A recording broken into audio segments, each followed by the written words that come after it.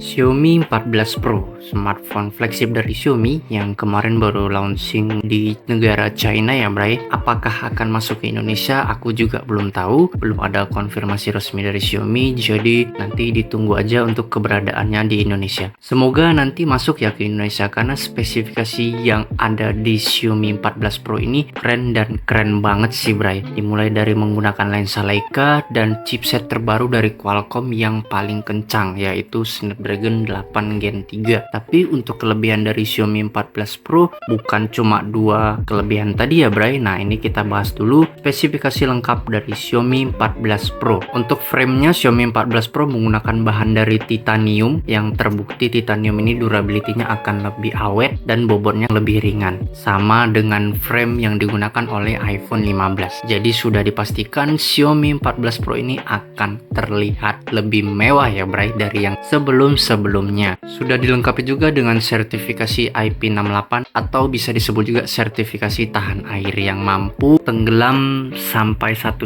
meter membutuhkan waktu 30 menit. Kalau lebih dari itu maka Xiaomi 14 Pro nya dipastikan akan mati total ya Bray. Layar yang digunakan sudah pasti AMOLED, namanya juga ada smartphone flagship ya, Xiaomi 14 Pro. Otomatis layar yang digunakan juga harusnya yang paling kece. Refresh rate-nya di 120 Hz, sudah support Dolby Vision, HDR10+, dan untuk kecerahan layar maksimalnya di 3000 nits. Bayangin Bre, betapa terangnya layarnya itu, jadi nggak perlu khawatir ketika kita menggunakan smartphone-nya di outdoor. Layar yang digunakan berukuran 6,73 inci, lumayan besar ini menurutku. Resolusi yang digunakan 2K, jadi semakin tajam ya di atas Full HD. Proteksi layarnya menggunakan Xiaomi Longjing Glass namanya. Jadi ibaratnya kalau dari Corning ya Corning Gorilla Glass, nah ini Xiaomi pakai protection layarnya sendiri. Operation sistemnya menggunakan Android 14, pastinya Android terbaru, dan untuk UI-nya menggunakan HyperOS ya Bray. OS terbaru dari Xiaomi yang sebelumnya MIUI dan berganti menjadi HyperOS. Untuk dari segi interface-nya HyperOS lebih menarik sih menurutku dibanding dengan MIUI. Nanti teman-teman bisa merasakannya sendiri ketika udah mempunyai Xiaomi 14 Pro. Chipset digunakan udah aku notice di awal tadi ya, yaitu menggunakan chipset paling kencang dari Qualcomm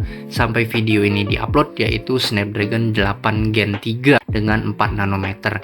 Itu ngebut banget. GPU yang digunakan Adreno 750. Memori internalnya ada pilihan 256GB, 512 dan bahkan 1TB untuk yang launching di China. Kemudian pilihan RAM-nya 12GB dan ada juga 16GB. Aku juga belum tahu nih yang mana nanti ukuran RAM dan internal storage yang masuk Indonesia. Kemungkinan nggak jauh-jauh dari 256 dan 12 ya Bray, karena kalau mungkin nanti akan dimasukkan yang 16GB, harga yang dibanderol mungkin cukup tinggi dan itu mungkin Xiaomi akan kesulitan untuk menembus pasar flagship di Indonesia. Kemungkinannya seperti itu, tapi kita tunggu saja nanti RAM dan internal storage berapa yang masuk Indonesia kalau misalnya Xiaomi 14 Pro ini masuk ke Indonesia. Lensa kameranya ketiganya menggunakan lensa kamera dengan pixel yang sama ya Bray. Untuk lensa utamanya 50 megapiksel yang sudah dilengkapi dengan OIS. Aperture-nya itu nembus di f1.4. Itu gede banget bukan lensanya. Lensa kedua masih 50 megapiksel juga untuk telefoto dan sudah dilengkapi dengan OIS juga. Lensa ketiganya 50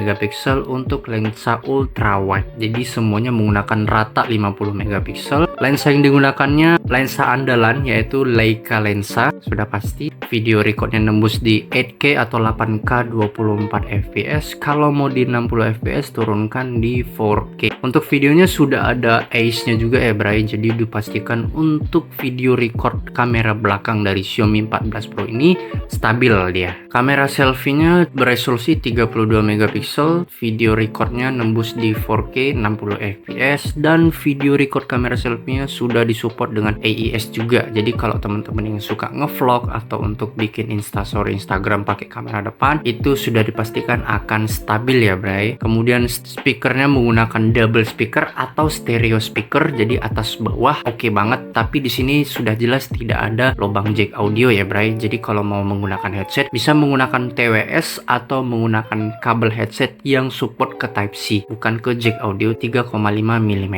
Fitur lainnya yang ada di Xiaomi 14 Pro ini, NFC sudah pasti, IR Blaster ada, USB-nya menggunakan Type-C ya, fingerprintnya di layar, kemudian untuk kapasitas baterainya di 4880 mAh, yang sebenarnya ini sangat aku sayangkan ya, nanggung. Kenapa nggak sekalian aja dibikin di 5000 mAh? Tapi mungkin pertimbangan Xiaomi kenapa nggak dibuat di 5000 mAh adalah nanti ditakutkan bahwa bodinya akan menjadi tebal, kemungkinan seperti itu ya. Kemudian fast chargingnya di 120 watt, support wireless charging di 50 watt juga, dan support reverse wireless charging di 10 watt. Untuk harga yang dibanderolnya sekitar 650 euro, atau kalau dirupiahkan kurang lebih sekitar di 10 jutaan. Ya, sekitar 10 jutaan itu untuk harga euro ya, Bray. Belum tahu nanti kalau seumpama masuk di Indonesia apakah tidak berbeda jauh dari range harga 10 juta tersebut. Ya, ditunggu aja untuk keberadaannya di Indonesia. Lanjut, aku mau bahas tentang kelebihan yang dimiliki dari Xiaomi 14 Pro ini. Aku mulai lagi dari kelebihan desainnya. Desainnya ini cakep, bahkan warnanya termasuk dari frame yang disematkannya yaitu titanium, yang sudah aku notice tadi, yang artinya durability dari framenya lebih panjang. Layar yang digunakan yaitu nitsnya sampai 3000 nits. Itu adalah keunggulan yang bikin aku excited banget. Resolusi yang digunakan 2K sehingga layarnya sangat tajam. Chipsetnya menggunakan chipset terkencang ya, terupdate dari Qualcomm, yaitu Snapdragon 8 Gen 3. Itu keren banget. Kemudian RAM-nya yang disematkan yaitu 12 GB,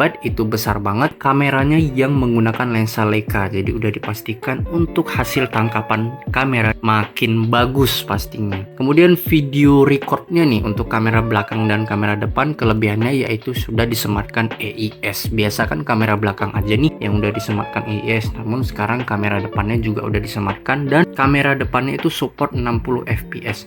Itu kece banget menurutku. Kemudian kelebihan berikutnya, NFC sudah harus ada ya, pastinya. IR Blaster udah pasti, itu istiqomahnya Xiaomi ya, dari dulu menggunakan IR Blaster di smartphone-nya. Dan kelebihan berikutnya adalah fingerprint yang di layar. Dan satu lagi kelebihannya yang aku nggak lupa yaitu fast chargingnya yang kencang di 120 watt. Yang sangat aku sayangkan dari segala fitur yang udah dimiliki dari Xiaomi 14 Pro ini adalah ukuran baterainya yang tidak sampai di 5000 mAh. Walaupun menggunakan chipset yang tidak menguras daya baterai tinggi karena menggunakan 4 nanometer ya, dan juga ukuran layar yang nggak sampai 6,78 sebesar handphone-handphone yang lain yang diklaim mungkin menurut Xiaomi itu tidak memerlukan daya yang tinggi. Tetapi kalau menurutku disematkannya 5000 mAh, maka Xiaomi 14 Pro ini akan jadi semakin awet untuk penggunaan sehari-harinya, dan yang pasti akan menambah keunggulannya. Tapi it's okay, kelemahan yang dimiliki kapasitas baterainya ini itu sifatnya subjektif. Untuk beberapa orang mungkin tidak memperdulikannya karena sudah disupport dengan pengecasan yang cepat. Jadi tergantung teman-teman aja, apakah kapasitas baterai Xiaomi 14 Pro ini sangat kurang atau memang sudah cukup, atau memang tergantikan dengan spek-spek keunggulan yang diberikan dari Xiaomi 14 Pro ini. Terima kasih sudah menonton video Bray Gadget. Sampai bertemu lagi di video berikutnya.